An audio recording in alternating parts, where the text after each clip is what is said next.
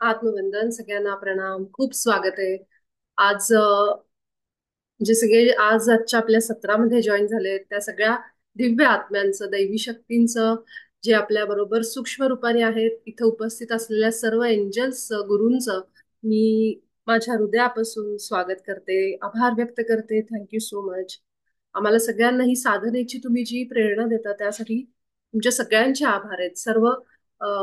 सगळेजण जे आज इथं आहेत या सत्रामध्ये, त्या सगळ्यांचे पुन्हा मी आभार व्यक्त करते. आपण सगळेजण एका बोटीमध्ये बसून हा आपला आत्म्याचा प्रवास करतोय.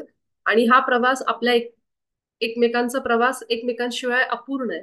यातला एक जरी व्यक्ती इथं नसला असता तर हा प्रवास शक्य नव्हता. आणि हे सगळं जसं मी सांगते की सगळं प्लॅनिंग आहे ऑलरेडी, की इथे येऊन आपण साधना करणार आहेत. आणि हे सगळं जे आहे ते एका जन्मातलं नाहीये, तर अनेक जन्मांपासून आपण कुठल्या ना कुठल्या रोलमध्ये एकमेकांना भेटलेलो आहेत. कदाचित असं असेल की बसमध्ये बसलोय, ट्रॅव्हल करतोय, कुठल्या तरी गावाला चाललोय आणि माझ्या बसमध्ये माझ्या शेजारी तुमच्यापैकी कदाचित कुठली तरी व्यक्ती अ, एक वाटसरू म्हणून एक असतं ना, एक सोबत तेवढीच भेट होती आणि मग तेवढा जरी एक संबंध आपला आला असेल, कनेक्शन आला असेल, तरी सुद्धा असं होऊ शकतं की ते कनेक्शन ह्या जन्मामध्ये इथं आपण एकत्र येऊ शकतो. आणि तेव्हा आपल्यामध्ये जी काही ऊर्जेची देवाणघेवाण झाली असेल, ते सगळं संतुलन करण्यासाठी, ती सगळी परतफेड करण्यासाठी आपण या रूपामध्ये या जन्मामध्ये भेटलोय. तर हे कुठल्या जन्मातले कनेक्शन आहेत माहित नाही, पण जे काही आहे ते सगळं गत जन्माचे हे धागे असतात, जे जोडलेले असतात. आणि म्हणून कुठल्या ना कुठल्या रूपाने आपल्याला ती लोक पुन्हा आपल्या आयुष्यात येतात. तर अगदी छोटी छोटी उदाहरणं की आपल्याला रस्त्याने जाताना जर कुणाची मदत आपण केली, तर ती मदत आपण केली असा आपल्या मनामध्ये भाव आला समजा, त्या क्षणाला आपण परमात्म्याचे आभार मानले पाहिजेत. आपले जे संत म्हणायचे ना, की गुरु म्हणायचे आपले, की ते क्रेडिट स्वतःला घेऊ नका, की मी मदत केली. त्या क्षणी तुम्ही आभार मानले पाहिजेत, की ती अशी सिच्युएशन, परिस्थिती घडवून आणली गेली की जिथं त्या माणसाला तुमची गरज आहे. तिथं काय पर्याय निवडायचा, मदत करायची किंवा नाही, तो आपला निर्णय. तिथं त्याला म्हणतात फ्री विल. म्हणजे ती मुक्त एक इच्छा, स्वतंत्र इच्छा आपल्याला दिलेली असते. ती ती तशी परिस्थिती घडवून आणली जाते जी त्याच्या इच्छेने होते. की हा माझा आणि एका माणसाचं समजा काहीतरी ऊर्जा कुठल्या तरी जन्मातली अजून असंतुलित आहे. मग ह्या जन्मामध्ये समजा मागच्या जन्मात मी त्या व्यक्तीला काही देणं असेल, ते मी देऊ शकले नाही, त्याच्या आत माझा मृत्यू झाला. आणि ह्या जन्मामध्ये ती व्यक्ती माझ्या समोर कुठल्या ना कुठल्या रूपाने येते, जिथं तिला मदतीची अपेक्षा असते. आणि त्यावेळेस माझ्या हातामध्ये तो चॉईस आहे की मी तिला मदत करायची किंवा नाही. समजा मी ठरवलं मला कुणाशीच म्हणजे असंच कोणी भेटलंय आणि मला मदत काही करायची नाही, मी माझ्या मार्गाला निघून गेले, मदत मागितली गेली पण मी मदत केली नाही. तर तिथं काय होतं, मग ती ऊर्जा संतुलित नाही झाली, अजून काहीतरी शिल्लक आहे. आणि मग पुन्हा पुन्हा होऊ शकते की आपल्यासमोर अशी प्रसंग येऊ शकतात जिथं अशी लोक कुठल्या कुठल्या रूपाने आपल्यासमोर मदत मागत असतात. आणि मग जेव्हा आपण ती मदत करू तेव्हा कदाचित ती ऊर्जा आपली, जे देणं असतं, म्हणतो ना ब्रह्मांडाचा जो तराजू आहे, तो एकदम परफेक्ट आहे. नुसतं देऊन पण चालत नाही, नुसतं जर तुम्ही करताय करताय लोकांसाठी. पण जेव्हा आपल्यावर कुणी जरी करत असेल, आपल्यावर कोणी प्रेम करतंय, मदत करतंय, तेव्हा नको नको म्हणून जर आपण मागं सरकलं तर तो तराजू आहे तो पण इम्बॅलन्स होतो, असंतुलित होतो. त्याचप्रमाणे नुसतं आपण जर लोकांकडून घेत असू आणि जिथं वेळ प्रसंग आहे, समोरून मागणी केली जाते आणि त्याच प्रसंगी आपण जर मदत करत नसू, तर नुसतं घेऊन पण नाहीये, तिथं द्यावं पण लागतं, तर तो तराजू पुन्हा असा बॅलन्स मध्ये येतो. तर हे जे पारडं आहे ना, दोन्ही पारडं, ह्या दोन्हीचं एक संतुलन राखणं फार गरजेचं आहे. आणि हे संतुलन फक्त ह्याच गोष्टीत नाही, आपल्याला ब्रह्मांडामध्ये, पृथ्वीवर प्रत्येक गोष्टीमध्ये संतुलन बघायला मिळतं. जे असणं गरजेचं आहे. तिथं जरा जरी काही झालं खालीवर, की मग आपल्याला त्याचे परिणाम दिसतात. उदाहरणार्थ आपलं शरीर. अति कुठली गोष्ट आपण करायला गेलो, दिवसभरात अति चहा झाला की त्या दिवशी आपल्या शरीरामध्ये आपलं शरीर त्याचे साईन दाखवायला लागतं, लक्षणं द्यायला लागतं. जळजळ होणं, हे होणं, ते होणं. म्हणजेच काय की सगळं संतुलनात पाहिजे. तर सृष्टीचा नियम आहे की संतुलन पाहिजे. मग तो संतुलनाचा नियम सगळ्या गोष्टींना लागू आहे. खाण्यापिण्याच्या, आहार, निद्रा, हे जे सांगतात की मैथून, हे सगळं जे आहे या सगळ्यांसाठी हा नियम लागू आहे. आणि मग तो नियम जे आपल्या व्यवहारातल्या गोष्टी आहेत त्याला पण लागू आहे. किती प्रमाणात आपण पैशाच्या मागे पळतोय, जिथं की थांबणंच नाहीये, माहित नाही आपल्याला. असं म्हणजे की अति झालंय, असं होतं ना बऱ्याचदा, की लोक अति प्रमाणात पैसा पैसा पण करणारी लोक असतात. मग त्याचा त्रासच होतो. किंवा अति प्रमाणात साठवणूक करायची, अति प्रमाणात उधळायचे, हे सगळंच आहे. त्याच्यामध्ये संतुलन हा एक नियम आपण सगळीकडे बघतो की जर संतुलन नसेल कुठल्या गोष्टीमध्ये तर ते जे पारडं आहे ते खालीवर होतो आणि कुठल्या तरी रूपामध्ये ते समोर येतं आपल्या. आणि म्हणून हे जे आहे की हा नियम आपण सगळेजण लक्षात ठेवला पाहिजे की कुठे पण आपण जर आपण नुसते करतोय दुसऱ्यांसाठी आणि स्वतःकडे पण नाही लक्ष दिलं तर ते पण असंतुलन झालं. तसंच सेम जसं मी सांगितलं तसं ह्या शरीरातली चक्र सुद्धा, ही एनर्जी सुद्धा आपल्या शरीरातली सतत वर खाली होत असते त्या ग्राफ प्रमाणे. तो असा खालीवर होणारा असतो तो. आणि म्हणून आपण त्याला प्रयत्न करतो की थोडी साधना करून दिवसभरचे पळपळ आपली चालू असते, धडपड चालू असते, घरामधली कामं, बाहेरची कामं, विचारांचं जे आहे अतिविचार केल्याने, म्हणून तिथं पण संतुलन गरजेचं आहे. त्याला पण शांत करणं थोड्या वेळ, त्या मेंदूला थकवा आलेला आहे त्याला पण थोडं शांत करून त्याला एक रिलॅक्स करणं, ह्याच्यासाठी या साधनं उपयोगाला येतात. आणि म्हणून आपल्याकडे फास्टिंग पण आहे की लंघन करतात की तुमच्या पचन संस्थेला आराम मिळावा, तिथं संतुलनात यावं. मग एक दिवस तुम्ही पूर्ण लंघन करून डिटॉक्स करता बॉडी.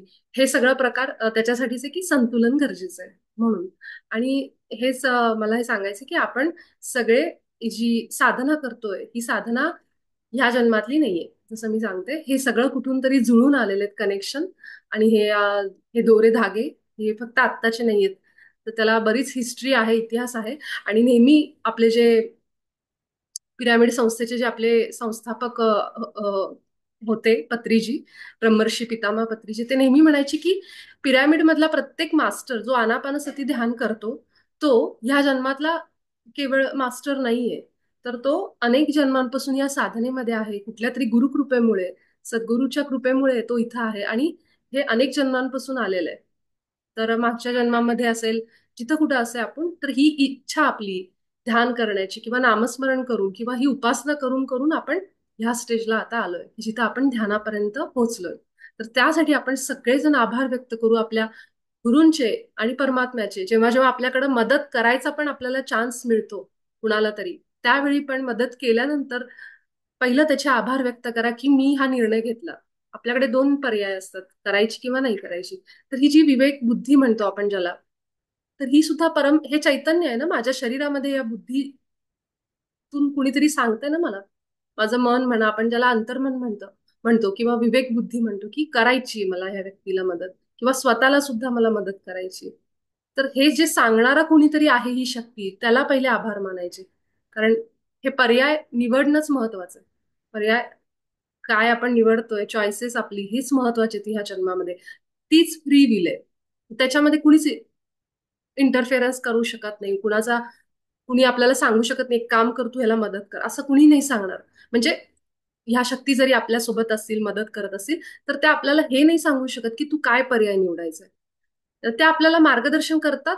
जर आपण त्यांना विचारलं, त्यांच्याशी बोललो आपण ध्यानामध्ये, त्या इंट्युशन थ्रू सांगतात. पण निर्णय शेवटी आपण घ्यायचा असतो.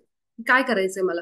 त्यामुळे ध्यानाला बसताना तुमच्या आयुष्यात असे काही विचार असतील, असे काही प्रश्न असतील, तर जरूर तुम्ही हळूहळू तुमचे जे एंजल्स आहेत, जे आपण परवा व्हिडिओ बघितला, तर त्यांच्याशी बोलायचं. आता आता शिका की आपण त्यांच्याशी कसं बोलू शकतो. आपण आपल्या अंतरात्म्याशी कसं बोलू. आपला जो अंतरात्मा आहे त्याला हायर सेल्फ असं इंग्लिशमध्ये म्हणतात, ज्याला आपण उच्च आत्मा म्हणतो आपला, जो ह्या मायेच्या वर आहे.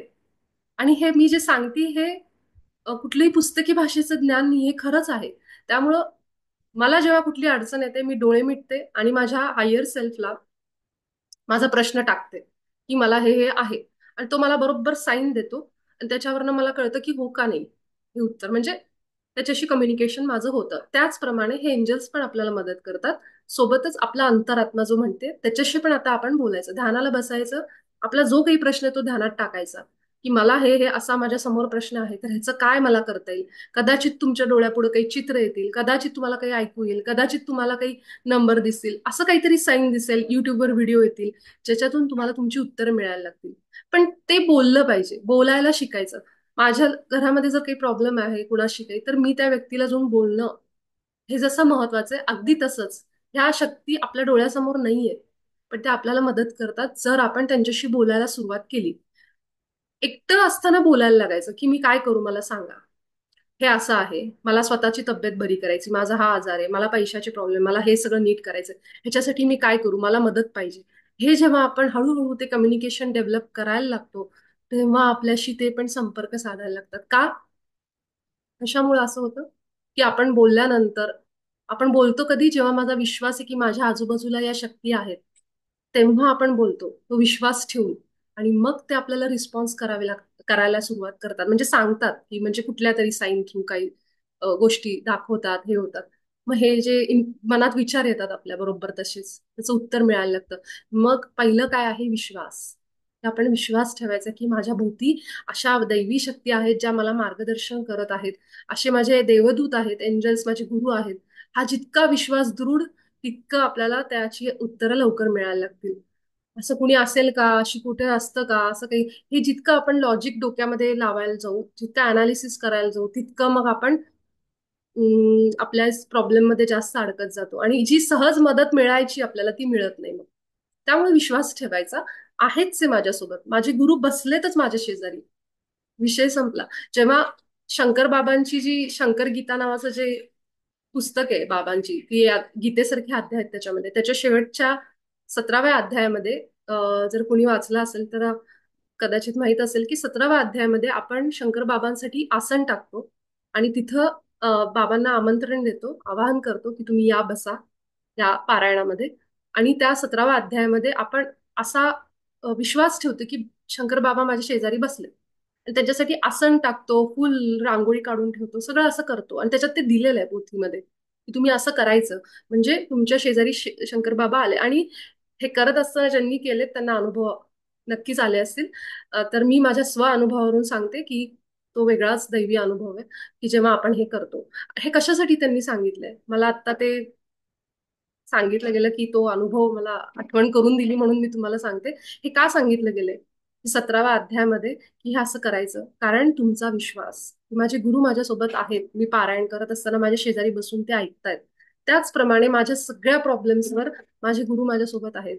मग बोला त्यांच्याशी, मनातल्या मनात बोलायचं काय, म्हणजे किंवा जर आपल्याला थोडं अनकम्फर्टेबल चार लोकांमध्ये, तर आपण एक मनातल्या मनात डोळे मिटून जरी आपण त्यांच्याशी बोललो की मला ह्याचं उत्तर सांगा, मला मदत करा आत्ताच्या आत्ता, तरी सुद्धा मी तुम्हाला अगदी खात्रीने सांगते, लगेच पुढच्या काही वेळामध्ये तुम्हाला त्याची मदत मिळेल. तर जितकं आपण दृढ विश्वासाने बोलू करू, तेव्हा त्याची रिप्लाय तशीच मिळायला लागतात, त्याच विश्वासाने तुमच्यापर्यंत पोहोचतील. तर ही गोष्ट आज मला सांगण्यासाठी, हे जे संदेश आलेत त्याचे सगळ्यात आधी मी त्यांचे सगळ्यांचे आभार व्यक्त करते. आणि ह्याच नोटवर आपण आपलं रेकीचं सत्र आजचं सुरू करू. तर आपण सगळेजण आधी ध्यान अवस्थेमध्ये येऊ, थोडंसं एकाग्र होऊ, आणि मग आपल्या रेकीला सुरुवात करू. सगळेजण डोळे मिटून ध्यान अवस्थेमध्ये. सगळ्यात आधी 3-4 मोठे श्वास घेऊ, आणि दिवसभर आपण जिथं होतो तिथून ह्या ध्यानामध्ये येऊ, ह्या सत्रामध्ये येऊ. आपलं मन कुठे भरकटत असेल तिथून सगळेजण आपण आपल्या मनाला प्रयत्न करू की आपण आत्ता इथं आहोत, ह्या क्षणामध्ये आहोत.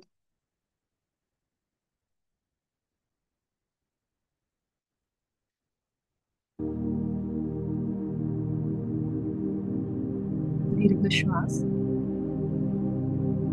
नाकावाटे, मोठा श्वास घ्यायचा पोटामध्ये भरून, एखाद्या फुग्याप्रमाणे आपलं पोट फुगलं पाहिजे. हवा भरून घ्यायची जितकी भरून घेता येते, आणि अगदी सावकाश हळूहळू श्वास बाहेर सोडायचा तोंडानी. आणि पूर्ण शरीराला श्वास सोडत असताना रिलॅक्स करायचं, शिथिल करायचं, सैल करायचं.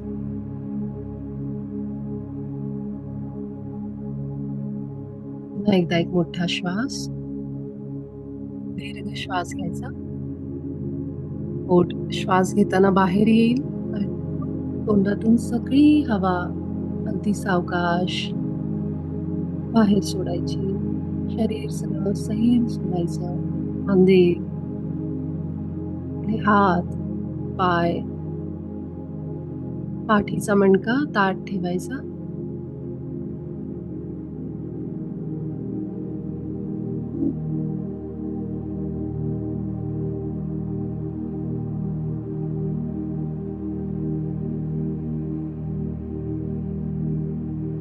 पूर्ण विश्वासाने आपल्या परमात्म्याचे आणि गुरूंचे आभार व्यक्त करतो. आपल्या कृपेमुळं मी माझ्या श्वासांवर लक्ष ठेवते, या साधनेमध्ये आहे, रेकी करते. आपले खूप आभार. तुम्ही आज माझ्या या साधनेमध्ये माझ्यासोबत राहा. आपल्या गुरूंचा चेहरा आठवून.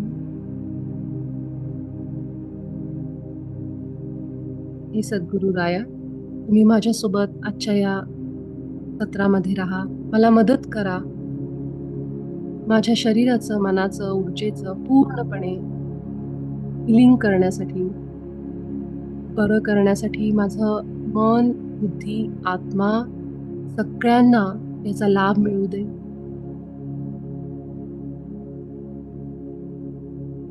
आणि आजचं सत्र तुम्ही माझ्याकडून करून घ्या. आपले दोन्ही हात एकमेकांवर घासून थोडे गरम होईपर्यंत आपल्या छातीच्या समोर धरायचे, आकाशाकडे तोंड करून.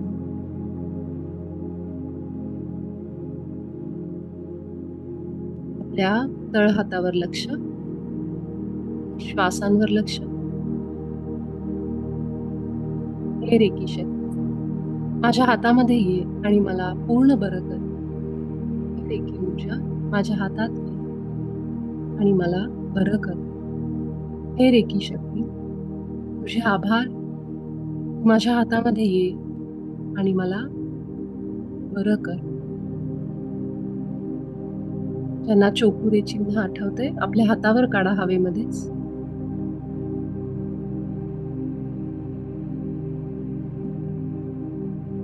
आपले दोन्ही हात आपल्या मूलाधारावर ठेवू, मांडीवर ठेवायचे. सगळ्या चक्रांचं आपण संतुलन करू.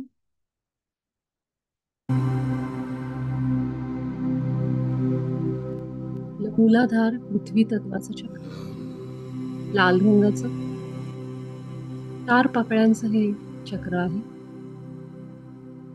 लाल रंग कल्पना करू आपल्या मूलाधारामध्ये सगळीकडे पसरतोय. आपल्या शरीराचं जे भूल आहे, जमिनीला स्पर्श करतंय. इथं सगळीकडे लाल रंग पसरला आहे. गोल गोल घड्याळाच्या काट्याच्या दिशेने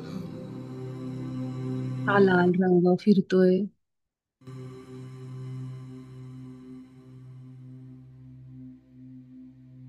संपूर्ण शरीराचा बुडाचा भाग, ऊर्जा तिथली सगळी गोल गोल फिरायला लागली.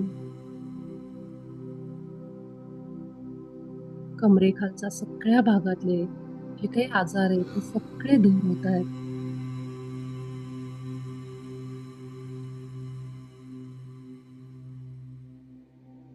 मी आमंत्रित करते आर्कॅन्जल मायकल यांना, डॉक्टर मिकाऊ सुई यांना आजच्या रेकी सत्रासाठी.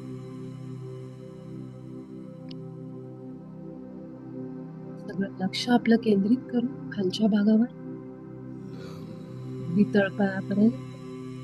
हातातून रेकी शक्ती वाहतीये. आपल्या मांड्या, गुडघे, पिंढऱ्याचा भाग, तळपाय सगळीकडे ही ऊर्जा प्रवाहित होती. जे काही ब्लॉकेजेस आहेत ते दूर होत आहेत. मी सुरक्षित आहे. मी सुरक्षित आहे. परमात्म्याच्या संरक्षणामध्ये आहे. स्थिर आहे. शक्तिशाली आणि समृद्ध आत्मा आहे.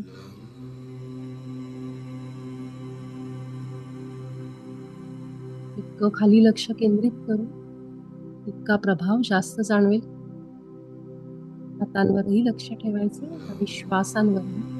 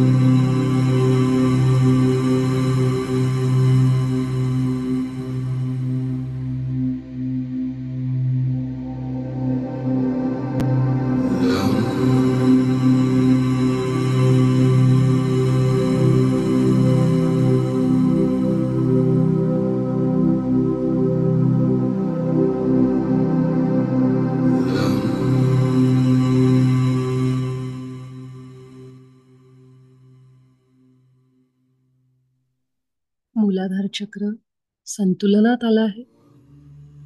आपला उजवा हात ओटीपोटावर उजव्या बाजूला आणि आता डावा हात सुद्धा डाव्या बाजूला. छोकुरे चिन्हाची आठवण करू डोळ्यापुढे. चोकुरे चोकुरे चोकुरे. आपल्या हातातून हे चोकुरेचे चिन्ह आपल्या ओटीपोटात जाते अशी कल्पना करू, किंवा ओटीपोटाच्या मध्यभागी एक चोकुरे काढायचा हाताने किंवा कल्पना करायची. आपलं स्वादिष्ठान चक्र नारंगी रंग. इथला बीज मंत्र आहे वम. आपल्या हातांनी रेकी शक्ती ओटीपोटामध्ये प्रवेश करायला सुरुवात झाली.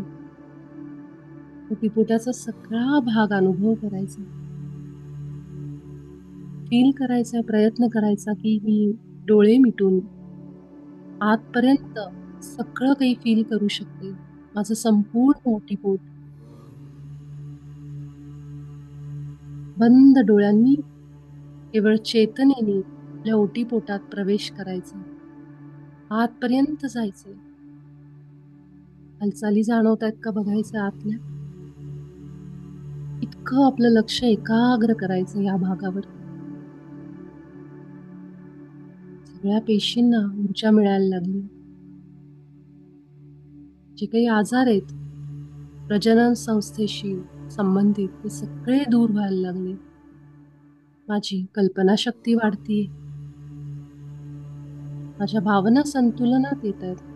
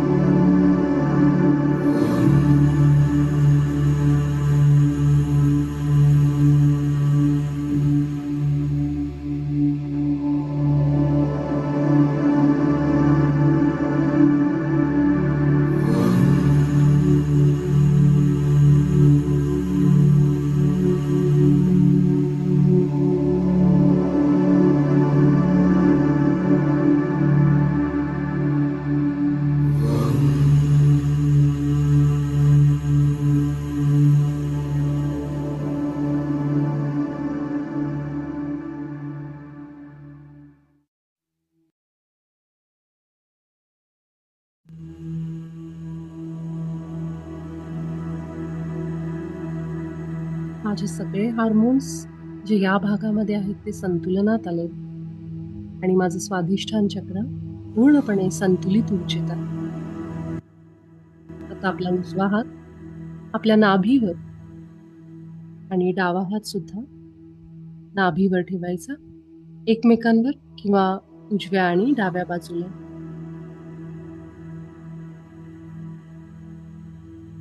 हा सूर्य आहे जो आपल्या शरीरामध्ये नाभी स्थानावर आहे. जसा ब्रह्मांडाचा सूर्य एक तारा जो जीवनदान देतो, त्याप्रमाणे आपली नाभी सगळ्याचं कोर, सगळ्याचा गाभा. पिवळ्या रंगाचं हे स्थान गुरुतत्व या स्थानात आहे. अग्नी तत्वाचं हे चक्र आहे. हाच तो अग्नी आहे जो आपल्याला मदत करतो आपल्या इच्छा, आकांक्षा, आपल्याला जे मिळवायचंय त्यासाठी. अग्नी हा तेवत असतो आपल्या आतमध्ये. आपली स्वप्न पूर्ण करण्यासाठी आपल्याला उत्साह देतो, शक्ती देतो, ऊर्जा देतो. असं हे सोलर प्लेक्सस, मणिपूर चक्र. माझी पचन संस्था सर्वोत्तम पद्धतीने काम करते. जे काही पोटाचे आजार आहेत ते पूर्ण बरे झाले. जळजळ, ऍसिडिटी, अतिउष्णता हे सगळं दूर झालंय. जितकं आत जाता येईल पोटात बंद डोळ्यांनी तितकं जाऊ. आपल्या हातांचा वापर करून रेकी शक्ती आपल्या पोटामध्ये प्रवाहित होती. पूर्ण पोटात जाऊ, अगदी पाठीपर्यंत सगळा पोटाचा गोल भाग बघायचा प्रयत्न करायचा, डोळ्यांनी अनुभव करायचा चैतन्याने. पिवळ्या रंगाची कल्पना, हा पिवळा रंग वाढत वाढत वाढत आपल्या सगळ्या ऑरामध्ये भरलाय. इतका हा पिवळा रंग सगळीकडे पसरलाय. आपल्या शरीराच्या सगळ्या बाजूला हा पिवळा रंग पसरलाय, आपल्या पोटातून वाढत जाऊन. अशी कल्पना करू आपलं आभा मंडळ, ऑरा नक्कीच चमकदार, तेजस्वी, सूर्यासारखा बनतो जेव्हा आपण पिवळ्या रंगाची कल्पना आपल्या ऑरामध्ये करतो.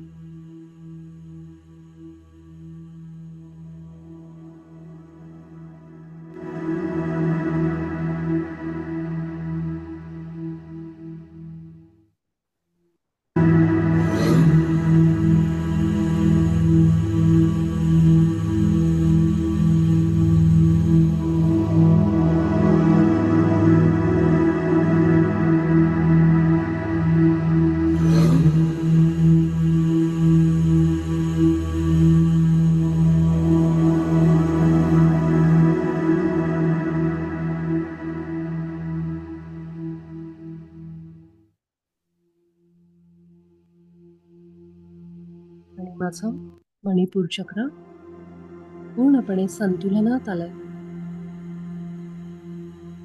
आपला उजवा हात आपल्या छातीवर उजव्या बाजूला किंवा मध्यभागी ठेवायचा आणि डावा हात सुद्धा डाव्या बाजूला किंवा उजव्या हातावर मध्यभागी ठेवायचा. आपली छाती, जिथं आपलं हृदय आहे, जिथं आपला आत्मा आहे. हृदय म्हणजे शरीराचं ऊर्जेचं स्रोत आहे.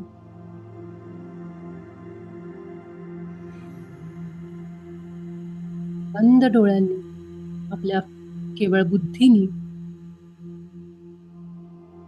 आपली छाती संपूर्ण अनुभव करू. अशा पद्धतीने छातीची रचना आहे.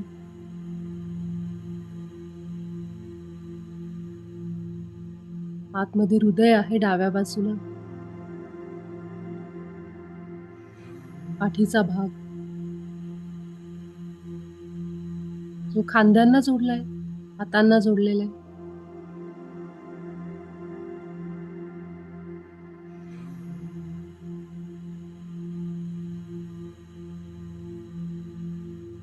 खोलपर्यंत छातीमध्ये जाऊ. ती आत, पूर्ण आत. हिरव्या रंगाची कल्पना, हा रंग गोल गोल छातीमध्ये फिरतोय. ऊर्जा इथली फिरायला लागली, गोलाकार घड्याळाच्या दिशेने.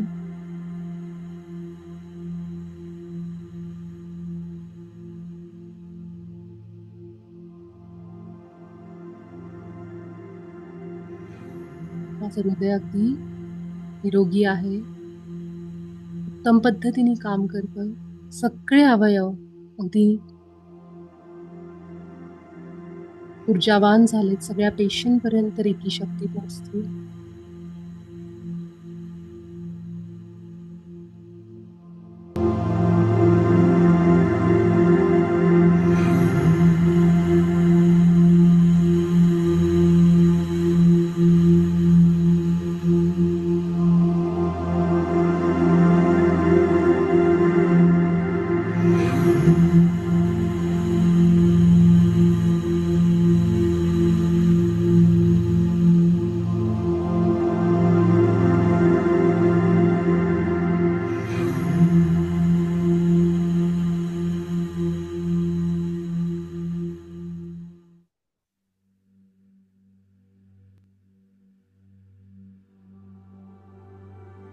माझं हृदय अगदी योग्य ऊर्जेला संतुलित झालंय. जे काही ब्लॉकेजेस आहेत ते सगळे दूर झालेत.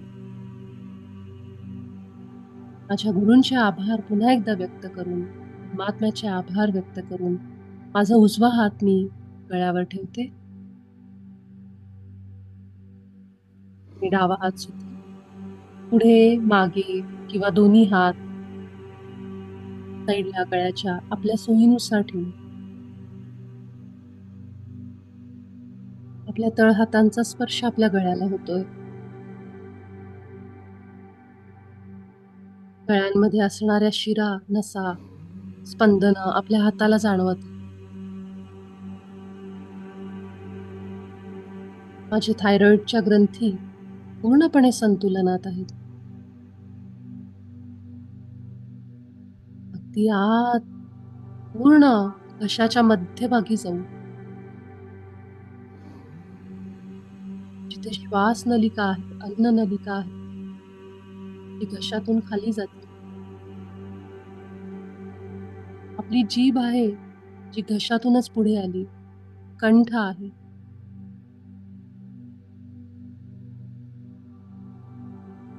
घशाच्याच थोडं वर. आपला चेहरा, आपले दात, पोट,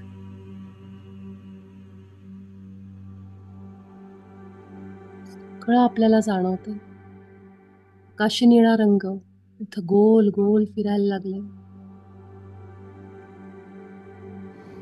सगळा घसा, गळा, मागे पुढे सगळीकडे हा रंग पसरला.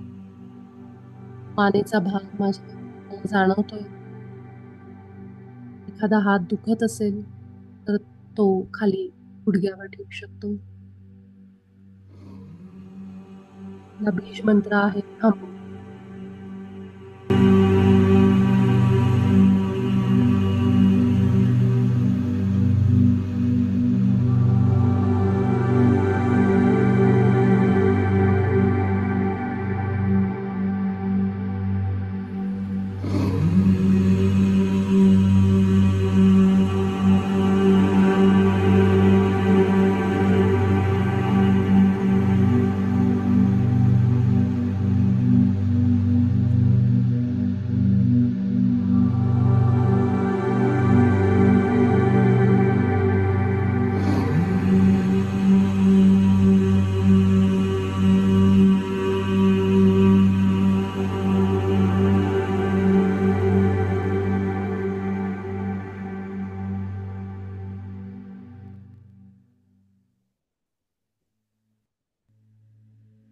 माझं विशुद्धी चक्र संतुलनात आलं आहे. माझी वाणी अगदी योग्य आहे, ज्याचा मला फायदा होतो आणि मी व्यक्त होऊ शकते. आपला उजवा हात आता आपल्या कपाळावर किंवा कपाळाच्या मागच्या बाजूला आणि त्याचनुसार आपला डावा हात ठेवायचा. दोन्ही हात एकमेकांवर कपाळावर पुढे ठेवले तरी चालेल. नेव्ही ब्लू कलर आपण आज्ञाचक्रात कल्पना करायची त्या रंगाची. हा मंत्र आहे ओम. हे आज्ञाचक्र म्हणजे आपलं तिसरा नेत्र. 2 चर्मचक्षू म्हणजेच 2 डोळे आपले बंद केल्यानंतर जे आपल्याला संदेश येतात, जे आपण बघू शकतो, जे आपण उघड्या डोळ्यांनी नाही बघू शकत, ते ह्या डोळ्यांनी बघतो, तिसऱ्या नेत्रांनी. म्हणजेच काय? असे काही संदेश आपल्याला समजतात. काय चांगलं आहे, काय वाईट आहे, काय निर्णय माझ्यासाठी योग्य आहे, कुठला पर्याय मी निवडला पाहिजे. हे सगळं आपल्याला आज्ञाचक्राच्या मदतीने कळायला लागतं. रेकी शक्ती आपल्या आज्ञाचक्राला स्ट्रॉंग बनवते, शक्तिशाली बनवते, जेणेकरून आपण निर्णय घेण्यामध्ये सक्षम होऊ. आपल्या विचारांमध्ये स्पष्टता येईल. ती आत मेंदूपर्यंत जाऊन हातातून या शक्तीचा जो प्रवाह आहे, जी ऊर्जा आपल्या हातातून वाहते, ती सगळ्या मेंदूच्या भागाला शक्तिशाली बनवते. सगळ्या पेशींना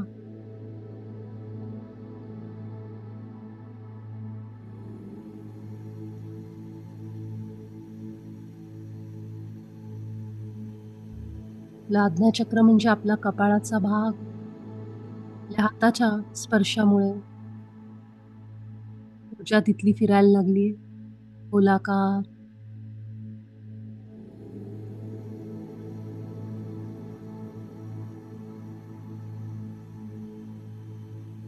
क्षण वाढतायत. अंतर्मनातून येणारा प्रत्येक संदेश मला अगदी स्पष्टपणे कळतोय, असा संकल्प द्यायचा.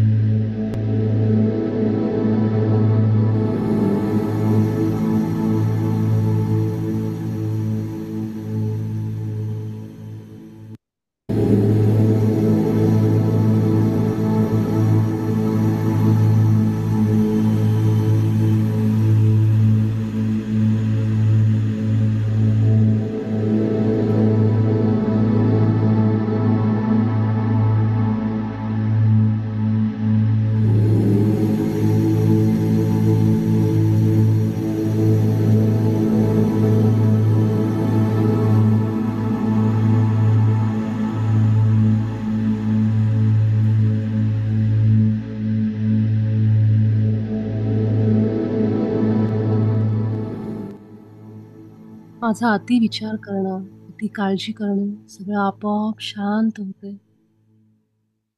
रेकी शक्ती मला मदत करते.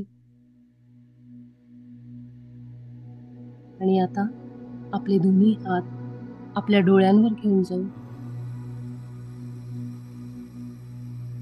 आपल्या डोळ्यांना हातातून येणारी ही ऊर्जा देऊ. आपले चर्मचक्षु म्हणजे फिजिकल आईज ही सृष्टी बघतात, त्यांचे आभार व्यक्त करू आणि आजच्या सत्रातून बाहेर येण्यासाठी तयार हो. 5, 4, 3, 2, 1 आणि 0. अगदी सावकाश आपले डोळे उघडायचे. आपले हात सगळ्या शरीरावरून फिरवू. रेकी शक्तीचे आर्कएंजल मायकल आणि उसुईंचे आपण आभार व्यक्त करू.